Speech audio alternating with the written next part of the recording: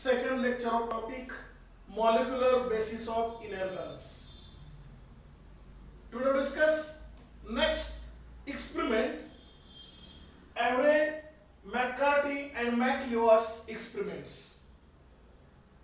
कालच्या लेक्चरला आपण discovery of DNA, DNA is the genetic material आणि तिसरा आर्टिकल ग्रिफिथ्स एक्सपेरिमेंट असे तीन आर्टिकल पहिल्या लेक्चरला पाहिले. यानंतर पुन्हा दोन छोटे छोटे एक्सपेरिमेंट्स आहेत. जसा की काल आपण ग्रिफिथ्स एक्सपेरिमेंट पाहिला. खरं तर हे एक्सपेरिमेंट पुरावे DNA is a genetic material of all living organism, higher organism. नेमल अपवाद व्हायरसेस बॅक्टेरिया आहेत. व्हायरसेस बॅक्टेरिया हे सोडले तर सर्वच सजीवांचं डीएनए हे जेनेटिक मटेरियल आहे, हेरिडिटरी मटेरियल आहे. आणि याला पुरावा म्हणून अनेक शास्त्रज्ञांनी एक्सपेरिमेंट केले. ते एक्सपेरिमेंट आपण पाहतोय. कालच्या लेक्चरला आपण ग्रिफिथ्स एक्सपेरिमेंट पाहिला. त्यामध्ये त्यांनी दोन स्ट्रेन घेतलेले होते.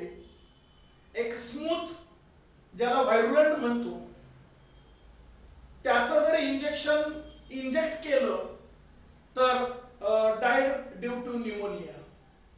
न्यूमोनिया आजारानं तो माईस डेड होतो हे आपण पाहिलं. आणि दुसरा स्ट्रेन कुठला घेतला होता? रफ ज्याला आपण नॉन व्हायरुलंट म्हणतो. त्याचं इंजेक्शन जर इंजेक्ट केलं तर रिझल्ट काय मिळाला? Not dead due to pneumonia. तो जागला, त्याला इन्फेक्शन झालं नाही असं पाहिलं. तिसऱ्यांदा काय केलं तर हीट किल्ड. जो एस स्ट्रेन म्हणजे स्मूथ, त्याला जर हिटिंग केलं तो किल केला आणि त्याचं इंजेक्शन दिलं तर न्यूमोनियाचे इन्फेक्शन होईल का? होणार नाही. आणि चौथ्यामध्ये असं पाहिलं की हा हिट केलेला आणि रफ दुसरा स्ट्रेन मिक्स केलं आणि त्याचं जर इंजेक्शन दिलं तर डेड ड्यू टू न्यूमोनिया. हे आपण कालच्या लेक्चरला पाहिलं. याचा अर्थ ट्रान्सफॉर्मेशन प्रिन्सिपल हे आपण प्रूव्ह केलं. याच पद्धतीनं दुसरा हा एक्सपेरिमेंट आहे एव्हरे, मॅककार्टी आणि मॅकलिओड्स एक्सपेरिमेंट. तर यामध्ये सुद्धा याच पद्धतीनं प्रयोग केलेला आहे. मुद्दाम महत्वाचे 4-5 पॉइंट्स दिलेले आहेत.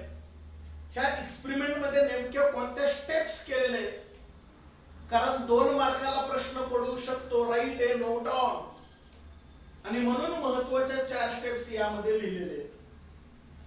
पहिल्या स्टेप मध्ये काय केले पहा. They means scientist.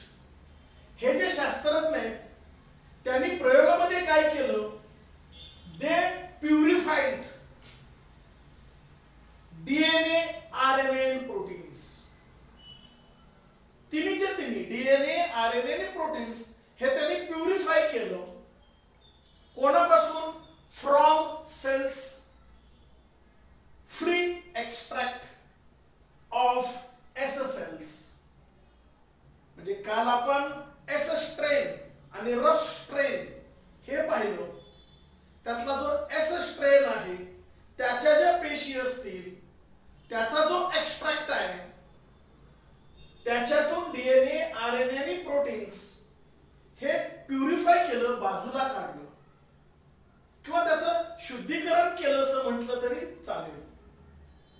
दुसऱ्या स्टेपला काय केलं? And mix with heat killed a strain. Heat killed a strain मध्ये मिक्स केलं आणि आर स्ट्रेन सेपरेटली. म्हणजे फक्त हीट किल्ड ए स्ट्रेन मध्येच मिक्स केलं असं नाही, तर आर स्ट्रेन मध्ये सुद्धा सेपरेटली मिक्स केलं. म्हणजे एकदा स्मूथ स्ट्रेन मध्ये मिक्स केलं आणि दुसऱ्यांदा सेपरेटली आर स्ट्रेन मध्ये सुद्धा मिक्स केलं. कारण दोघांचे स्वतंत्र रिझल्ट पाहणं गरजेचं आहे. कशासाठी हे केलं? To confirm. या शास्त्रज्ञांना ते कन्फर्म करायचं होतं. काय कन्फर्म करायचं होतं? व्हिच वन कुड transform.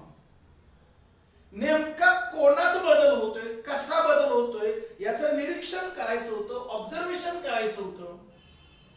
Living R cells into S cells. या रफ च रूपांतर स्मूथ मध्ये होतंय का हे त्यांना ऑब्झर्व करायचं होतं, कन्फर्म करायचं होतं. या पद्धतीनं त्यांनी ते मिक्सिंग करून घेतलं. मग त्यांच्या लक्षात आलं only DNA was able to transform. DNA मुळेच खरं तर ट्रान्सफॉर्मेशन होतंय. जो काय बदल घडतो तो डीएनए मुळे घडतो. Harmless strain R into deadliest strain. म्हणजे जो रफ स्ट्रेन आहे की ज्यानं इन्फेक्शन होत नाही त्याचं रूपांतर इन्फेक्शन होणाऱ्या स्ट्रेन मध्ये होतं. It is because of only DNA. हे फक्त आणि फक्त डीएनए मुळेच घडतं. हे प्रयोग केल्यानंतर त्यांनी जे बारकाईने निरीक्षण केलं त्या निरीक्षणातून त्यांच्या ते लक्षात आलं. They also discover. ह्या शास्त्रज्ञांनी अजून महत्वाचं काय शोधून काढलं? Protein and RNA digesting enzyme. Protein digesting enzyme असेल किंवा आरएनए डायजेस्टिंग एन्झाइम असेल, did not affected on transformation. म्हणजे रूपांतर जे घडतं, ट्रान्सफॉर्मेशन जे घडतं ते इतर आरएनए मुळे घडत नाही, प्रोटीन मुळे घडत नाही, फक्त आणि फक्त डीएनए मुळेच ट्रान्सफॉर्मेशन घडतं. हे या शास्त्रज्ञांना कन्फर्म झालं आणि म्हणून असं म्हटलंय डीएनए कॉज्ड ट्रान्सफॉर्मेशन. फक्त डीएनए मुळेच ट्रान्सफॉर्मेशन घडतं. हे या एक्सपेरिमेंट वरून ह्या शास्त्रज्ञांनी प्रूव्ह केलं. असा हा दुसरा एक्सपेरिमेंट असेल. Then last third experiment, Hershey Chase experiment. या शास्त्रज्ञांनी सुद्धा DNA as a genetic material हे प्रूव्ह करण्यासाठी स्वतःचा तिसरा प्रयोग केला. तो आपण थोडक्यामध्ये सारांश रूपी या पॉइंटच्या सहाय्याने समजून घ्यायचा आहे. Listen carefully. Here Hershey and Chase means they worked with viruses. त्यांनी व्हायरसेस वरती प्रयोग केला दॅट इन्फेक्ट बॅक्टेरिया. व्हायरसेस बॅक्टेरियाला कसे इन्फेक्ट करतात या संदर्भात त्यांनी प्रयोग केला. तो काय केला? दे ग्रीव सम व्हायरसेस. त्यांनी काही व्हायरसेसची वाढ करून घेतली ऑन मीडियम. एका मीडियम मध्ये. कोणत्या मीडियम मध्ये? Radioactive phosphorus and some are on medium radioactive sulphur. दोन मीडियम घेतले. समजा ह्या दोन प्लेट आहेत. समजा ही एक प्लेट असेल, ही एक प्लेट असेल. याच्यामध्ये रेडिओ ऍक्टिव्ह फॉस्फरस आहे आणि याच्यामध्ये रेडिओ ऍक्टिव्ह सल्फर मीडियम आहे. अशी दोन मीडियम आहेत. दोन मीडियम मध्ये व्हायरसेस वाढवले, त्याची ग्रोथ घडवून आणली.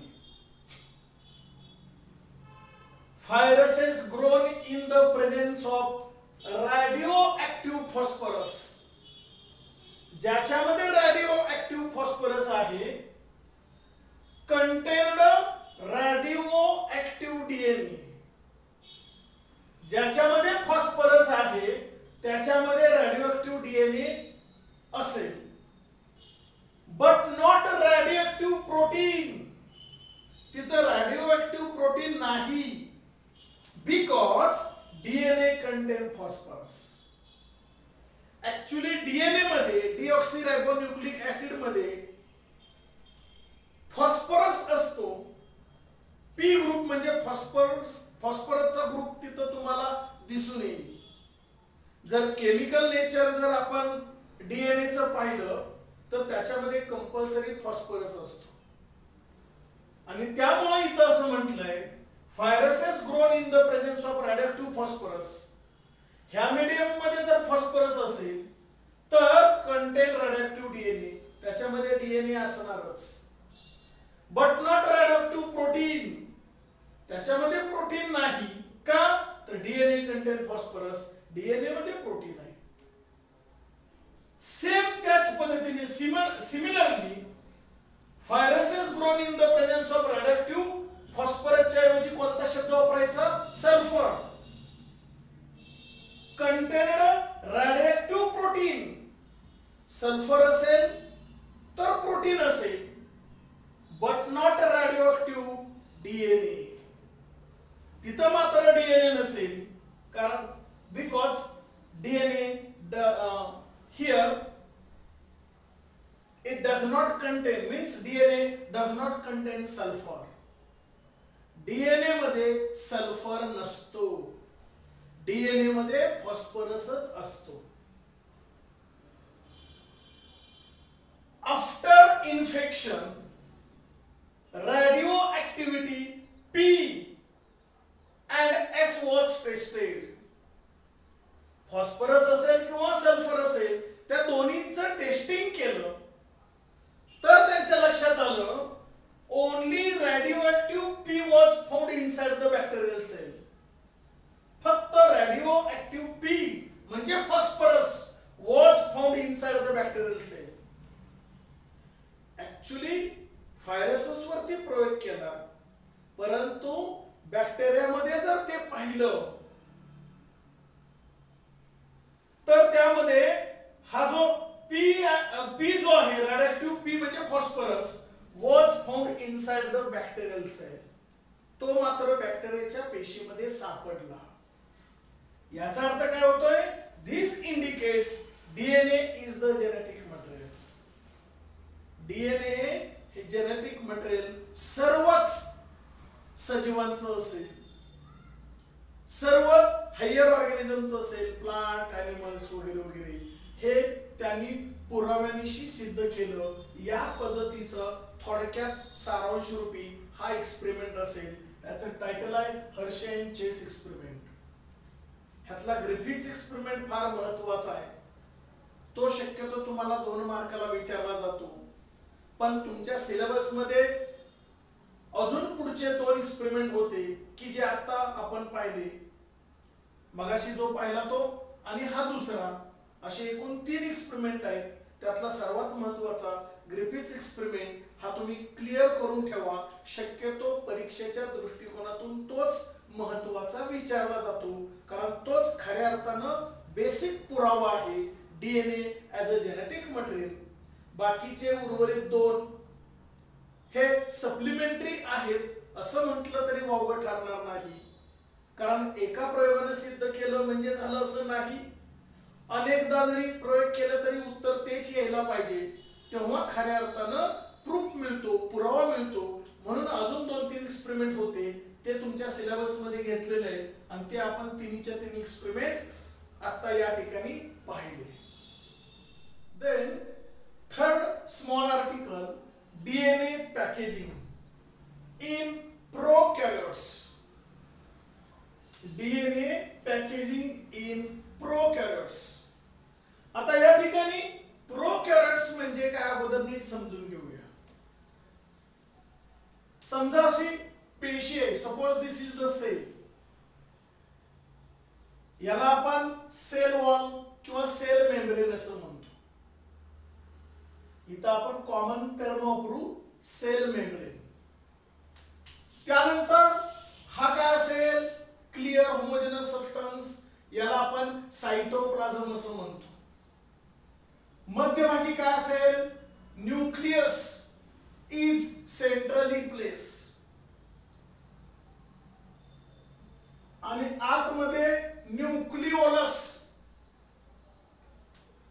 याला आपण न्यूक्लियर मेम्ब्रेन असं म्हणतो, याला न्यूक्लिओलस. हे काय म्हणलं होतं? Plasma membrane. आणि मग इतर सेल ऑर्गॅनिज असतात, mitochondria, Golgi body, endoplasmic reticulum, ribosome वगैरे वगैरे इतर सेल ऑर्गॅनिज असतात. अशी पेशीची रचना जर असेल, ही रफ डायग्राम आहे, म्हणजे इतर सेल ऑर्गॅनिली, न्यूक्लियस हे सगळं व्यवस्थित जिथली तिथं असेल तर त्याला म्हणायचं eukaryotic cell. Example all plant cell, all animal cell. पृथ्वी तलावरची कोणती वनस्पती घ्या, त्याची पेशी पहा, असं सगळी रचना दिसेल. पृथ्वी तलावरचा कोणताही प्राणी घ्या, त्याची पेशीची रचना पहा, सगळं असं क्लिअर दिसेल. आणि म्हणून त्याला यूकॅरियोटिक सेल असं म्हटलं जातं किंवा eukaryotes. Then question arise, what is mean by prokaryotes? Prokaryotes म्हणजे काय? तर या ठिकाणी very very small micro organisms, example viruses और बॅक्टेरिया. व्हायरसेस किंवा बॅक्टेरिया ही त्याचं एक्झाम्पल असेल प्रोकॅरियोट्स. मुळात व्हायरस हा आपल्याला असा उघड्या डोळ्यांनी पाहत बसलो तर दिसत नाही. We observe virus under microscope, सूक्ष्मदर्शिकेच्या साहाय्याने पाहतो. म्हणजे व्हायरसेस अंदाजे किती मोठा असतो? आता तुम्हाला दिसावं म्हणून मी एवढा मोठा काढला, पण त्याची लांबी रुंदी किती असते? 2 to 3 micron. Only 2 to 3 micron in diameter इतकं सूक्ष्म व्हायरस असतो. मग त्याच्या आतमध्ये व्यवस्थित वेल डेव्हलप न्यूक्लियस असेल का? नाही.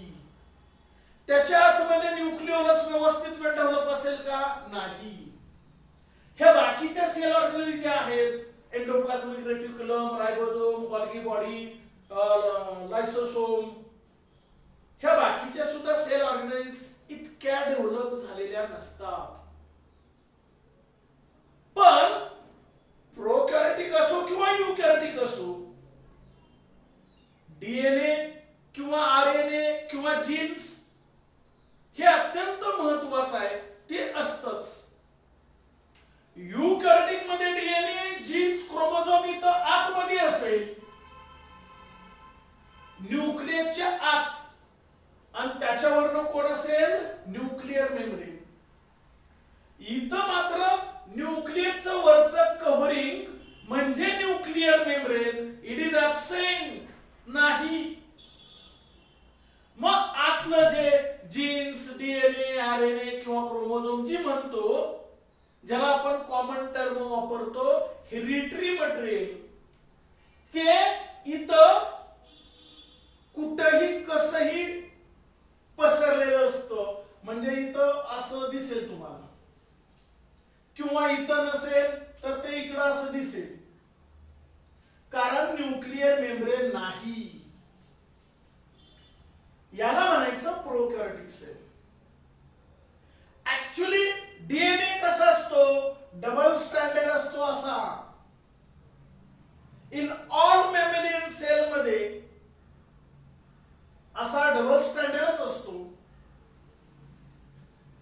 आता या ठिकाणी प्रोकॅरियोट्स मध्ये मात्र त्याचा साईज, शेप, लेंथ वेगळी असेल, कारण मुळातच व्हायरस किंवा बॅक्टेरिया सूक्ष्म आहे.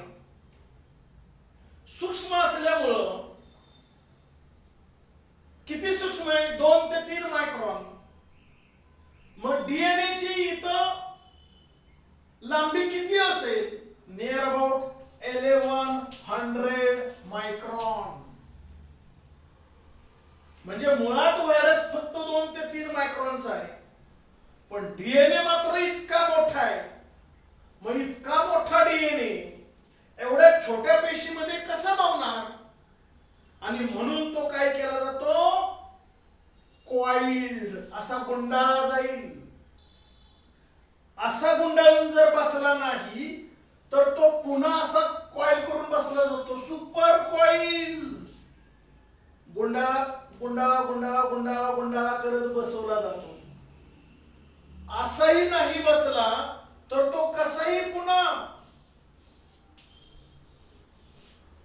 ह्या अशा पद्धतीनं कॉईल होत होत होत होत स्प्रिंग लाईक गुंडाळा करत करत करत तो अजून सुपर कॉईल होतो आणि तो आतमध्ये मावला जातो.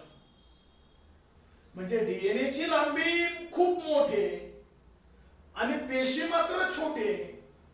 त्यात डीएनए जर बसवायचं असेल, पॅकिंग करायचं असेल डीएनएचं, तर ते स्वतःभोवती गुंडाळून गुंडाळून गुंडाळून एकदम कॉम्पॅक्टली आतमध्ये बसलेला आपल्याला दिसून येतो. मग हा जो डीएनएचा जो गुंता गुंता गुंता होतो, कॉइलिंग होतो, सुपर कॉइलिंग होतो, it is because of DNA binding proteins और एन्झाइम लाइक गायरेज. या पद्धतीनं एन्झाइम असतील, बाइंडिंग प्रोटीन्स असतील, त्याच्यामुळे हा कॉइल किंवा सुपर कॉइल होतो किंवा स्पेरिकल होतो.